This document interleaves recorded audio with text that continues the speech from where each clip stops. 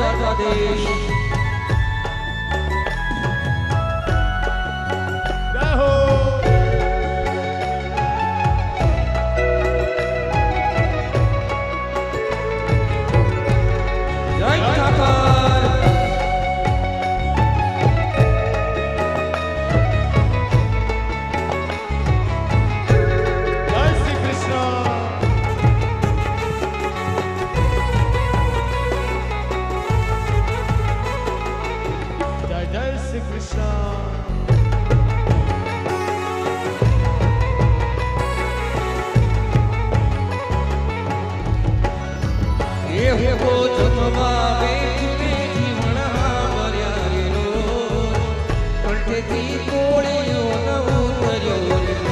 મારી શેરીએથી કાનકુંવર અવતાર લો, મુખેથી મોરલી વગાડતાર લો.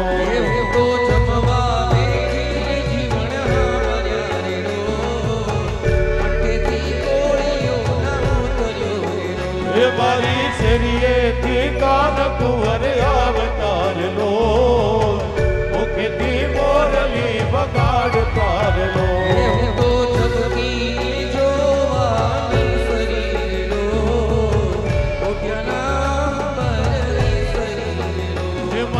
શેરીએથી કાનકુંવર અવતાર લો, મુખેથી મોરલી વગાડતાર લો.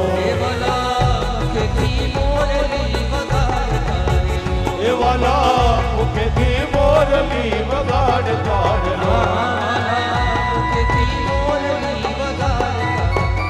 એવાલા મુખેથી મોરલી વગાડતાર લો. એવાલા મુખેથી મોરલી વગાડતાર લો. અધિકારી વ્રજભક્તોને ત્યાં લીલા કરવા માટે આજે ભગવાન આવે છે અને આવીને ભગવાન કયા પ્રકારની લીલાઓ કરે છે ભાગવતજીની અંદર એનું વર્ણન છે. વ્રજગોપિકાઓને ત્યાં ભગવાન જાય છે ને તો શું લીલા કરે છે? તો કહે કે વત્સાન મુંચન ક્વચિદ સમયે ક્રોશ સંજાત હાસઃ. ભગવાને જે લીલાઓ કરી છે, સુખદેવજી મહારાજે દિવ્ય લીલાઓ, ભગવાનની જે બાળ લીલાઓ છે ને એનું વર્ણન કરે છે આયા. કે ભગવાન આવીને શું કરે છે ભાઈ? કેમ કે જગતનો મોટામાં મોટો કર્મયોગી યોગેશ્વર કૃષ્ણ છે. પરિત્રાણાય સાધુનામ વિનાશાય ચ દુષ્કૃતામ.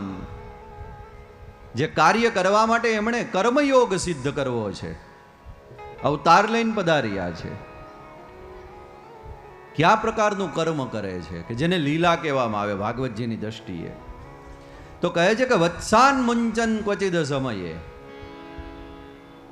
ભગવાન જે લીલાઓ કરે છે ને એ દેખાય ભલે આપણને સામાન્ય, પણ એના આધ્યાત્મિક અર્થો છે ને એ યોગની દ્રષ્ટિએ અહીં બતાવવામાં આવ્યા છે. કે યોગીના જીવનની અંદર કૃપા કરુણા અનુગ્રહથી જે લીલાઓ ઘટે, જ્યાં સામર્થ્ય આપણું અટકી જાય અને ભગવાનના સામર્થ્યના શ્રી ગણેશ થતા હોય, અને એ ભગવાનના સામર્થ્યથી જીવ જે જગ્યાએ પહોંચી જાય આખીરી શિખર સુધી, એ બધી લીલાઓ ભાગવતજીની અંદર થઈ રહી છે. ભગવાનની બાળ લીલાઓ. વત્સાન મુંચન ક્વચિદ સમયે. વાછરડાઓ છે ને એને બાંધેલા છે દોરીથી, દોરડાથી. સવારમાં બંધાયેલું વાછરડું છે એને સાંજે છોડવાનું છે. સમય એનો છૂટવાનો ક્યારે? તો કે સાંજે. ભગવાન આવ્યા વ્રજગોપિકાને ત્યાં અને ગૌશાળામાં નજર કરી, લે આણે વાછરડું બાંધ્યું છે. ભગવાન ત્યાં જઈને આ બાંધેલા વાછરડાને છોડી દે છે. ભાગવતકાર એનો એક આધ્યાત્મિક અર્થ બતાવે છે કે વાછરડું એટલે આયા જીવનું પ્રતીક છે. જીવ એટલે વાછરડું. આ વાછરડાને જેને દોરડું બાંધ્યું છે એ શું છે? તો કહે કે રજોગુણ, સત્વગુણ અને તમોગુણ, આ ત્રણેય ગુણ ભેગા થાય એની એક રસ્સી બને, એ જ દોરડું. જીવ બંધાયેલો છે શેનાથી? તો કે રજોગુણ, તમોગુણ અને સત્વગુણથી. ભગવાને આવીને જોયું, ત્રિગુણથી બંધાયેલો જીવ મુક્ત ક્યારે થશે? તો કે જન્મ જન્માંતરના કરેલા એના કર્મનું પ્રારબ્ધ જ્યારે પૂર્ણ થઈ જશે એટલે જીવ મુક્ત થઈ જશે. ભોગાત મુક્તિ જે ભગવદ્ ગીતાનો એક સૂત્ર છે કે કરેલા કર્મને ભોગવી લઈએ એટલે પછી પ્રારબ્ધ પૂર્ણ થાય અને છૂટી જવાય. ભગવાને વિચાર કર્યો એમના કર્મને ભોગવતા ભોગવતા મુક્ત થશે ને એમાં તો હજી ઘણો બધો સમય વયો જશે, પણ હું આવ્યો છું તો આવું તો મારું કંઈક ફરજ છે, તો હું શું કરું? જે જીવ બંધાયેલો છે ત્રિગુણથી એનો સમય નથી થયો મુક્ત થવાનો, અને એમ છતાં હાલો હું એને મુક્ત કરી દઉં. અને ક્વચિત સમયે સમય ન થયો હોય એમ છતાં વાછરડા રૂપી જીવને ભગવાન ત્રણેય ગુણના દોરડાથી મુક્ત કરી દે ને, એ જ વત્સાન મુંચન ક્વચિત સમયે ક્રોશ સંજાત હાસ, એ જ કૃષ્ણની કૃપા છે સાહેબ, કે ભગવાન મુક્ત કરી દે છે. બીજું શું કર્યું ભગવાને? ભગવાન જે સખાઓ હતા ને એને માખણ મિશ્રી આરોગવા લાગ્યા. એનાથી ભગવાને પોતાના સ્વભાવનો પરિચય બતાવ્યો કે આખું જગત એ વસુદેવ કુટુંબકમ મારું કુટુંબ છે. હું એકલો નથી આરોગતો, મારા આશ્રિત જે છે, મારા શરણે જે છે એ બધાને પણ હું એનું પોષણ કરું છું. અને પરિણામે ભગવાન પોતાના હાથથી આશ્રિત જીવોને દધી પદાર્થો છે એ ખવડાવવા લાગ્યા. એ ભગવાનની પોષણ લીલા છે સાહેબ, એક મુક્તિ લીલા જે જીવોને મુક્ત કરે છે એ બંધનથી. દધી પદાર્થો ખવડાવી રહ્યા છે ભગવાન, એ પોષણ લીલા છે ભગવાનની. એક સ્તેય લીલા છે અહીં, એટલે કે ચોરી કરે છે ભગવાન વ્રજગોપિકાઓને ત્યાં રહેલા દધી પદાર્થોની. ભાગવતજીની અંદર આ બધા દધી પદાર્થો એટલે એ મનનું પ્રતીક છે. ભગવાન એમ કહે છે કે હે વ્રજગોપિકા, તારા મનને જો તું મને ન આપી શકે તો કાંઈ વાંધો નહીં, હાલ હું પોતે કૃપા કરીને આવું અને તારા મનરૂપી માખણની હું ચોરી કરી લઉં. એને સ્તેય યોગ કીધો છે કે હે કૃષ્ણ, અમારી અંદર એવું સામર્થ્ય નથી કે આ મન પ્રભુ અમે તને આપી શકીએ, પણ તું પ્રગટ થઈને આવ્યો છો ને તો અમારા મનરૂપી માખણની ચોરી તું જ કરી લે. અને માટે ભગવાન સ્તેય યોગ કરી રહ્યા છે. આ બધા લીલાઓના આધ્યાત્મિક અર્થ છે. બાકી પોતાને ત્યાં 9 લાખ ગાયો દૂધતી હોય અને એ એક દોણી માખણ હાટું કોકને ત્યાં ચોરી કરવા થોડો જાય કાંઈ. 9 લાખ ગાયો તો બાબા નંદને ત્યાં દૂજે છે, એને વળી ક્યાં એવી ખોટ હતી? આપણા જેવું તો નહોતું કે આજે 2 લીટર દૂધ લીધું હોય એટલે એમાં 24 કલાક કાઢવાના હોય, આજે સવારથી કાલ સવાર. મહેમાન આવે તોય એમાં, આપણે ખાવું હોય તોય એમાં, પાછી છાશ બનાવી હોય તોય એમાં, અને એમાંથી નાનકડી એવી ટબુડી ભરીને ભૂતનાથી આવીને મહાદેવનો અભિષેક કરવો હોય તોય એમાં, અને એમાં વળી દૂધ ઉભરાઈ જાય તો કાપ મૂકી દેવામાં આવે કે હવે આજે બધા સાંજે છા ખાજો હો ભાઈ, દૂધ ઉભરાઈ ગયું છે આજે. આપણા જેવું તો હતું નહીં કાંઈ. તો 9 લાખ ગાયો તો દૂજે એવી, નો દૂધતી હોય એટલી તો બીજી કેટલી બધી. પણ એમ છતાં એ કૃષ્ણ શા માટે પોતાના દધી પદાર્થોને ઘરેથી છોડી અને વ્રજ ભક્તોને ત્યાં જાય છે? એની અંદર કંઈક રહસ્ય છુપાયેલું છે જે સુખદેવજી જાણે છે અને પરીક્ષિતને કહે છે. એ રહસ્ય આ છે, તારા મનરૂપી માખણને હાલ હું ચોરી લઉં. આ દધી પદાર્થો પોતાના જે સખાઓ છે એને ભગવાન આરોગાવી રહ્યા છે ને, તો એ સમયે વાંદરાઓ આવ્યા, કાગડાઓ આવ્યા, પક્ષીઓ આવ્યા અને ભગવાનની આજુબાજુ વીંટળાઈ ગયા. અંતર્યામી સર્વજ્ઞ ભગવાન સમજી ગયા કે આનોય ભાવ એ છે કે હું આને કંઈક આરોગાવું. તો એ સમયે ભગવાન શું કરવા લાગ્યા?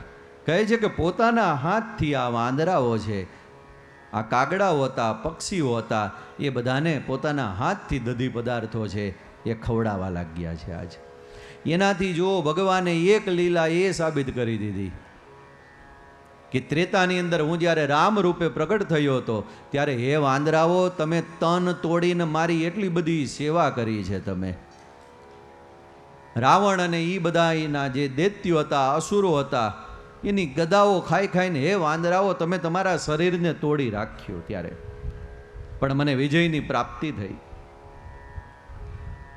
હું એ જ રામ છું, અત્યારે કૃષ્ણ બનીને આવ્યો છું, અને ભાર ન રાખે કોઈનો મુરારી, અને આપે વ્યાજ સહિત ગિરધારી. તમે પૂર્વ જન્મમાં વાનરના રૂપે મારા માટે કાર્ય કર્યું ને, તો આજે હું તમારું પોષણ કરું, અહીંયા આવો. અને ત્યાં તો અસંખ્ય વાંદરાઓ આવી ગયા, અને ભગવાન બધાને આરોગાવા લાગ્યા, લ્યો ખાઓ, તમે ખાઓ, તમે ખાઓ. આપણે ભગવાન માટે કરેલું કાંઈ પણ ભગવાનની યાદીની અંદર નિશ્ચિત છે. એ પ્રારબ્ધનો ઉદય થાય એટલે એ ફલ ભગવાન સ્વયં આપણને દેવાવાળા બને છે, દાતા બને છે. આગળ પણ હું તમને કહી દઉં કે ભગવાનના ચોપડાને ક્યારેય ઉદય નથી લાગતી, અને ભગવાનની પાસે જે સિસ્ટમ છે ને આખી, એમાં ક્યારેય વાયરસ નથી આવતો. એટલે જન્મ જન્માંતરમાં આપણે જે કર્યું હશે ને, ભાર ન રાખે કોઈનો મોરારી, આપે વ્યાજ સહિત ગિરધારી. આવો છે ભગવાન. આ વાંદરાઓને ભગવાન માખણ આરોગાવા લાગ્યા, અને કૃષ્ણાયનની અંદર રસખાન નામ જઈ એક મુસ્લિમ ભક્ત થઈ ગયા. ભગવાન કૃષ્ણના તો કેટલા વ્રજભક્તો છે, એમાંના એક રસખાનજી કે જે મુસ્લિમ બિરાદર છે, પણ જ્યારે ગોવર્ધન ગિરિરાજજીની ઝાંખી કરીને ત્યારથી રસખાનજીના હૃદયની અંદર કૃષ્ણ પ્રેમ છે ચડી ગયો, કે ભગવાન આટલો બધો સુંદર મનમોહક બાલ સ્વરૂપ.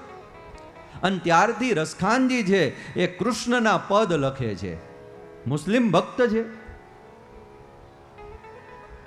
ભગવાનની આ દિવ્ય લીલાના દર્શન કરે છે કે ભગવાન એક કાગડાને પોતાના હાથથી માખણ આરોગાવી રહ્યા છે. અને ત્યારે એક દોહો લખે છે આ દર્શન કરતા, કે ઉસ કાગ કે ભાગ કો ક્યા કહીએ, કે હરી હાથ સે ખા ગયો માખણ રોટી. એ કાગડાના ભાગ્યની શું વાત કરું, કે ભગવાન કૃષ્ણએ પોતાના હાથથી એને માખણને રોટી આરોગાવ્યા. રસકાનજી કહે કે મને આ કાગડો નથી લાગતો, જન્મ જન્મની સાધના કરીને આવેલો કોઈ દેવી જીવ છે, અને ભગવાન એનો આરોગાવી રહ્યા છે. આજ ઉસ કાગ કે ભાગ કો ક્યા કહીએ, કે હરી હાથ સે ખા ગયો માખણ રોટી. અને વેણુગીતની અંદર પણ આવે છે, વ્રજગોપિકાઓ કહે છે કે હે નંદ નંદન યશોદા નંદન, તમને એમ લાગે છે ને કે આ બધા પશુ પક્ષીઓ છે, પણ મોટા મોટા દેવતાઓ છે ને આવી ગયા છે, અને તમારા લીલાની દર્શનની ઝાંખી કરવા માટે આવ્યા છે. કારણ કે વૃંદાવનની અંદર રહેલો ભગવાન છે એ કેવો છે, ડાળે ડાળે દામોદર ને પાને પાને પુરુષોત્તમ. અત્ર તત્ર સર્વત્ર અહીં ભગવાનના દર્શન થઈ રહ્યા છે વ્રજભક્તોને. એટલે ભગવાનની આ બધી પુષ્ટિ લીલાઓ છે.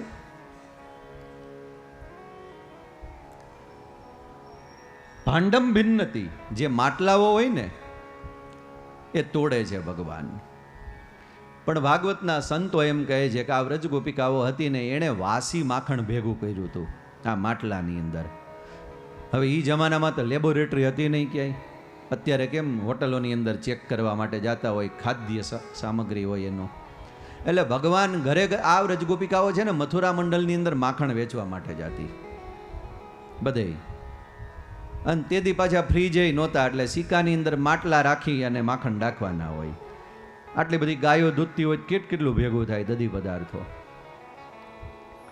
ભગવાન જે કંજૂસ વ્રજ ગોપિકાઓ છે ને એના ઘરે આવે છે, અને પાછા સમાચાર દેવાવાળા એના છોકરાઓ જ હોય, કે કનૈયા મારી માં તો એટલી બધી કંજૂસને લોભી છે ને, ખાતી નથી, અમને ખાવાય નથી દેતી.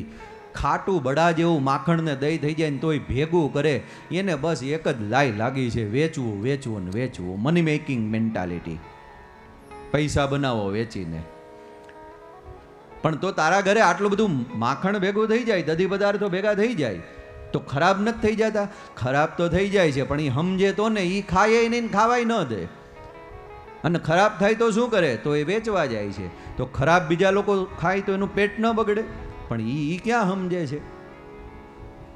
તો કે ભગવાન કે યાદી કરો. આવી કેટલીક ગોપીઓ છે, એક યાદી કરવામાં આવી ત્યારે આવી કંજૂસ ગોપીઓ હોય ને, કે જેને ત્યાં દધી પદાર્થો ખાટા બડા જેવા થઈ ગયા હોય દિવસોના દિવસો, તો કે આપણે એને ત્યાં જવું. જઈને શું કરવું છે? ભાંડમ ભિન્નતી, ન ખાવા જેવા પદાર્થો, દધી પદાર્થો એમને ત્યાં હોય ને, એ બધાનો ભાંગીને ભૂકો કરવો છે, નાશ કરી દેવો છે એ બધાનો આપણે. અને પરિણામે આ વ્રજ ગોપિકાઓને ત્યાં આવે છે ભગવાન, અને જે માટલાઓ હોય દિવસોના દિવસો સુધી એની અંદર દહીં હોય, જે માખણ હોય, બધું જે ન ખાવા જેવું બની ગયું હોય. ભગવાન કે એક કામ કરો, આપણે આવું ન ખવાય, આપણે તો તાજું ખાવા વાળા, આ ન ખવાય. આ બધાનો નાશ કરો. અને ત્યારે માટલાઓ લઈ ઉચકી અને આમ પછાડે અને ભાંડમ ભિન્નતી એ બધાનો નાશ કરે. પણ આ જે પીડા છે ને વ્રજગોપિકાને થવા લાગી, કારણ ખરેખરા કવરાવ્યા છે. હવે થાકી ગયા છીએ અમે આનાથી. એટલે આવી જે કંજૂસ ગોપીઓ હતી ને એનું એક મંડળ ભેગું થયું કે આ ચોર્ય પ્રસારણ વિદ્યા છે ને એનો પ્રમુખ છે આ કૃષ્ણ. બધાને ઘરે ઘરે આવીને દધી પદાર્થોની ચોરી કરે છે, વાંદરાઓને કાગડાઓને ખવડાવે છે, પોતે ખાય. ત્યાં સુધી અમને વાંધો નથી, પણ એનો નાશ કરે છે દધી પદાર્થોનો. આવું તે થોડું ચાલે કાંઈ. તો કીધું હાલો ને આપણે જઈને જશોદાજીને ફરિયાદ કરીએ. પણ એવું લાગે છે કે જશોદાજી સાંભળશે ફરિયાદ. જઈને ફરિયાદ તો કરીએ, પછી જે થાય તે જોયું જશે.